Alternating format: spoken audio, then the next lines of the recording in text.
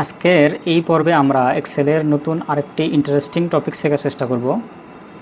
এই টপিকটি মূলত number series নিয়ে।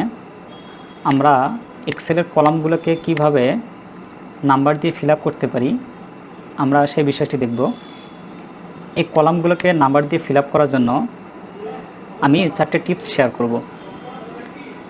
প্রথম টিপসটি হলো এখানে 1 লিখব, এখানে 2 লিখব।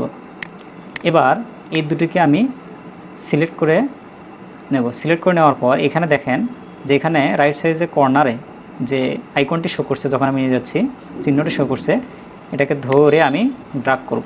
দেখেন আমি যতদূর পর্যন্ত নিয়ে যাব ততদূর পর্যন্ত এই সেলগুলো নাম্বার দিয়ে ফিল আপ হয়ে যাবে। এবার যদি আমি আবার এটাকে আরও বাড়াতে চাই তাহলে দেখেন এখানে আরও ফিল আপ হয়ে যাচ্ছে।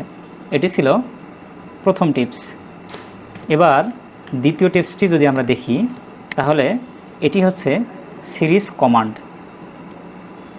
এই কমান্ডটি আমরা এখানে যে ফিল যে ড্রপ ডাউন মেনুটি আছে এখান থেকে আমরা পাবো। এখানে দেখেন যে সিরিজ কমান্ডটি এখানে শো করছে। এবার এটাতে আমি ওকে বাটনে ক্লিক করলাম। রাইট বাটনে ক্লিক করার পর এখানে দেখেন আমরা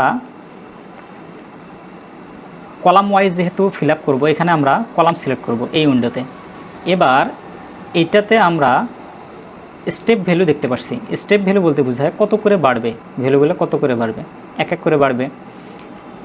এবার স্টপ ভ্যালু কোথায় গিয়ে শেষ হবে। এবার যদি আমি এখানে 50 দিই এবং ওকে বাটনে ক্লিক করি, দেখেন 1 থেকে 50 পর্যন্ত আমাদের কি হয়ে গেছে, নাম্বার সিরিজ দিয়ে ফিল আপ হয়ে গেছে। এটি ছিল দ্বিতীয় টিপস। এবার যদি আমরা তৃতীয় যে টিপস আছে সেটি দেখি, সেটি হচ্ছে একটি ফাংশন। এটা কি ফাংশন? এটা হচ্ছে সিকোয়েন্স ফাংশন। এবার আমরা ফাংশনটাকে লেখার চেষ্টা করি।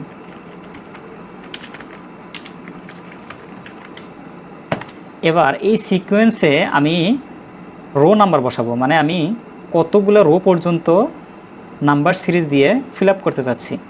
দেখেন এখানে কিন্তু শো করছে রোস, তো এইখানে আমি লিখব 50। এবার ব্র্যাকেট ক্লোজ করে দিলাম। ক্লোজ করে দিয়ে এবার যদি আমি ইন্টার প্রেস করে দেখেন 1 থেকে 50 পর্যন্ত আমাদের কি হয়ে গেছে, নাম্বার সিরিজ দিয়ে ফিল আপ হয়ে গেছে। এটি ছিল আমাদের তৃতীয় টিপস। এবার যদি আমরা চতুর্থ টিপসে দেখি, এটাও একটি ফাংশন। এটা হচ্ছে রো ফাংশন। যদি আমরা এখানে লিখি রো এবং এখানে যদি ইন্টারপ্রেস করি, দেখেন কি আসে, আমাদের 5 আসছে। এখানে কিন্তু 1 আসেনি। কারণ হচ্ছে আমি যেখানে এই ফাংশনটা লিখছি এটা হচ্ছে 5 নাম্বার রো। এই 5 নাম্বার রো হওয়ার কারণে এখানে 500 করছে। এবার যদি আমি এটাকে নিচে নিয়ে যাই, দেখেন তাহলে কিন্তু আমাদের এক এক করে ইনক্রিজ হচ্ছে, 5, 6, 7, 8। এবার যদি আমরা এভাবে চাই যে আমি এটিকে 1 নাম্বার রো থেকে ইউজ করব এই রো ফাংশনটিকে, তাহলে আমাদের 1 নাম্বার রোতে কী করতে হবে, এই ফাংশনটি লিখতে হবে। চলেন আমরা একটু এখানে লিখে দেখি আসলে কি আসে।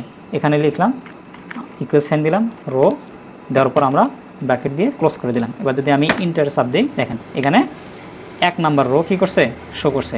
এবার যদি আমি এটাকে ধরে টেনে নিচে নিয়ে যাই, দেখেন আমার কিন্তু এখানে কি আসছে, নাম্বারগুলো দেখাচ্ছে।